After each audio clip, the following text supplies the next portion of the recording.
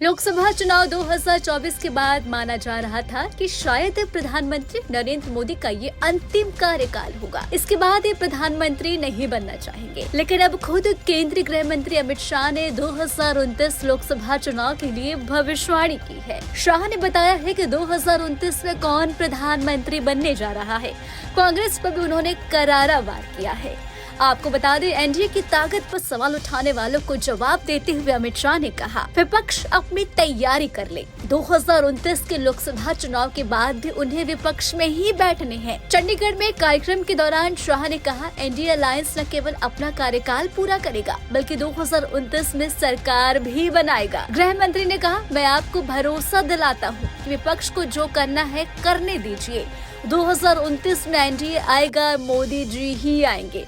उन्हें विपक्ष को नहीं पता कि पिछले 3 चुनावों में कांग्रेस को जितनी सीटें मिली थी, उससे कई ज्यादा सीटें इस चुनाव में बीजेपी ने जीती हैं।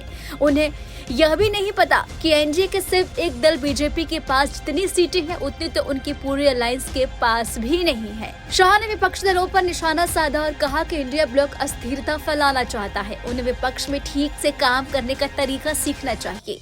गृह मंत्री ने कहा, ये लोग जो अस्थिरता फैलाना चाहते हैं, वो बार बार कहते हैं कि सरकार चलने वाली नहीं है। मैं उन्हें आश्वस्त करना चाहता हूँ कि न केवल सरकार अपना कार्यकाल पूरा करेगी, बल्कि अगली सरकार एनडीए की होगी और विपक्ष में बैठने के लिए तैयार होगी और विपक्ष में ठीक से काम करने का तरीका सीखेगी। केंद्र में जब पीएम मोदी के नेतृत्व में सरकार बनी, तब से विपक्षी नेता सवाल उठा रहे हैं। राहुल गांधी, ममता बनर्जी, लालू प्रसाद यादव, अखिलेश यादव ये सब कह चुके हैं कि यह सरकार ज्यादा दिन तक नहीं चलने वाली। गृह मंत्री अमित शाह का टिप्पणी उसी का जवाब है। बता दें, पश्चिम बंगाल की मुख्यमंत्री ममता बनर्जी ने कहा था कि केंद्र में भाजपा के नेतृत्व वाली एनडीए सरकार अस्थिर है, शायद आगे न चल पाए। अब नेता संजय सिंह ने दावा किया था कि केंद्र की गठबंधन सरकार 1 साल से अधिक नहीं चल पाएगी और जब भी अवसर आएगा, इंडिया ब्लॉक खुद को विकल्प के रूप में पेश करेगा। अब आइए जानते हैं कि आखिर इस मामले में अमित शाह ने क्या कहा। व्यक्ति, कोई एक संगठन, कोई एक दलों का समूह पूर्ण बहुमत के साथ फिर से प्रधानमंत्री बन रहा है। एक प्रकार से देश की जनता ने मोदी जी के कामों पर थप्पा लगाने का काम किया है और मैं आपको विश्वास दिलाकर जाता हूं, ये विपक्ष को जो चें करनी है करने दीजिए। आप चिंता मत करिए, 29 में भी एनडीए ही आएगा, मोदी जी ही।